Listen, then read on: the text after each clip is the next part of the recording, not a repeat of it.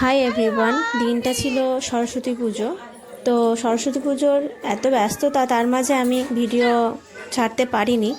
এই যে আমাদের দুই মহারাজ এসেছেন, ওদের হাতে খড়ি এবছর। তো হাতে খড়িটা না দিলে, যদিও লেখাপড়া একটু একটু করে, তবুও আমাদের তো বাঙালিদের বাঙালি কি আদার্স সমস্ত কালচারেই এতে আছে যে সরস্বতী ঠাকুরের কাছে হাতে খড়ি দেওয়া হয়। তো আমার ছেলে প্রথমে হাতে খড়ি দিয়ে নিচ্ছে, এরপর দাদান দেবে। তো স্লেট দুটো আনা হয়েছে, ওর বাবা নিয়ে এসছে। তো আমি জিজ্ঞেস করলাম যে স্লেট কোনটা নিবি, তো ও রেডটা নেবে। তো সেই জন্য রেডে হাতে খড়ি হলো, আর দাদার হবে গ্রিনে। আমার ছেলের বরাবরই একটু গ্রিন কালারের পছন্দ, কারণ গ্রিন চটি, গ্রিন জামা ওর খুব ওর কাছে খুব প্রিয়। কিন্তু স্লেটটা না জানি রেডটাই পছন্দ করেছে। যাই হোক, তো হাতে করে দেওয়া হলো। আমাদের সরস্বতী পুজোর হাসবো না কি করবো আমি নিজেও জানি না। পুরোহিতের এত ডিমান্ড যে একবার এসে ঘুরে গেছে 9টার সময়, তখনও ছেলেকে আমি চান করাতে পারিনি, কারণ এখন শীতকাল, বাচ্চারা তো একটু লেটে উঠবে। আমরা বলেছিলাম 10:30 11টার দিকে আসতে, তখন উনি আসতে পারবেন না, যত সকালে হয় পুজো করবে। 6টায় বলেছিল, সম্ভব ওটা।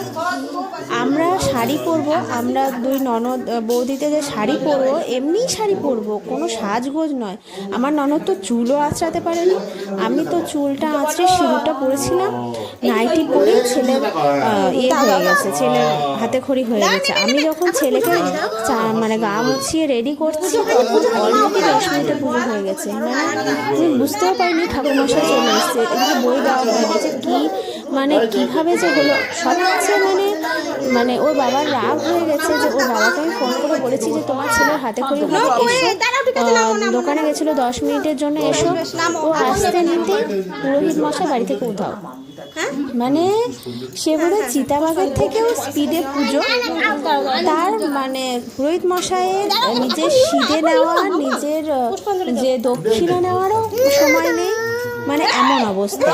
তো তারপরে তো কোনো রকমে সব কিছু হলো, পুজো টুজো হলো। তার মধ্যে যে একটু পুষ্পাঞ্জলি দেবো, সেই পুষ্পাঞ্জলিটা দেওয়ারও অবস্থা নেই। দেখেছো তো ক্যামেরাটা স্টার্ট করতে হয়েছে। তার মধ্যে আমার ননদের ছেলে চেনা বলে, এক হাতে ওকে সরাচ্ছি আর এক হাতে করছি, ক্যামেরাটা যে কেউ ধরে নেবে বা আমার একটু করার জন্য ক্যামেরাটা কোথাও একটা রেখে আমরা কোনো রকমে ভিডিও শুট করেছি, কোনো রকমে। যে আমার ছেলে প্রথম ছেলে তো আমার পাঞ্জাবি পরে না, কিন্তু কি ভাগ্যে ওরা পাঞ্জাবি পরেছে আজকে। দাদা অবশ্যই সব কিছু মামাম যা পড়ায়, যা পড়ায় তো খুব খুশি আজকে যে দাদাও দিচ্ছে। আর ওর সবচেয়ে এই পুজোতে সবচেয়ে যার কথা না বললেই নয়, সেটা হচ্ছে ওর ঠাম্মি। সে ঠাম্মি যদি না থাকতো, আমি কেবল করে দিয়েছে, ঠাকুর দিয়েছে, সমস্তটা ওটা আমি একা হাতে দিতে পারিনি। আমি যেতে যেতেই পুরোহিতের পুজো তো 10 মিনিট পরই দেখছি আরতি হয়ে গেছে। তখন আরতিটুকুও দেখতে পাইনি, এমন অবস্থা। তো কীভাবে হচ্ছে তো বুঝতে পারছো। তো এই যে প্রসাদ খাওয়া চলছে, আমার ছেলে প্রসাদ নিয়েছে, সে প্রসাদ আবার দাদাকেও ভাগ দিয়েছে। তার মধ্যে একটু ফটোশ্যুটও হয়েছে। ফটোশ্যুটটার কৃতিত্ব হচ্ছে ওর পিসেমশাইয়ের। আমার তো আর কৃতিত্ব নেই, কারণ আমি চলে গেছিলাম রান্নাঘরে, কারণ আমার হিউজ রান্না, কারণ পরের দিন আমাদের বাসি খাওয়ার হয়। তো পরের দিনের রান্না, সেদিনকার রান্না, সমস্ত রান্না মিলিয়ে প্রচুর রান্না ছিল, তো আমার কাছে সময় ছিল না। তো তার মাঝে এই ভিডিওগুলো ওর পিসো করেছে দুজনের, তাই আমার কাছে এগুলো একটু আমি ওদের কাছ থেকে ধার নিয়ে এই ভিডিওটা করছি। কারণ আমার সরস্বতী পুজোর ভিডিও বলতে কিচ্ছু ছিল না, কিন্তু তোমাদের সঙ্গে বা এইখানে আমি কিছুটা আপলোড করব, সেই জন্যই আমার নেওয়া ওদের কাছ থেকে ভিডিও।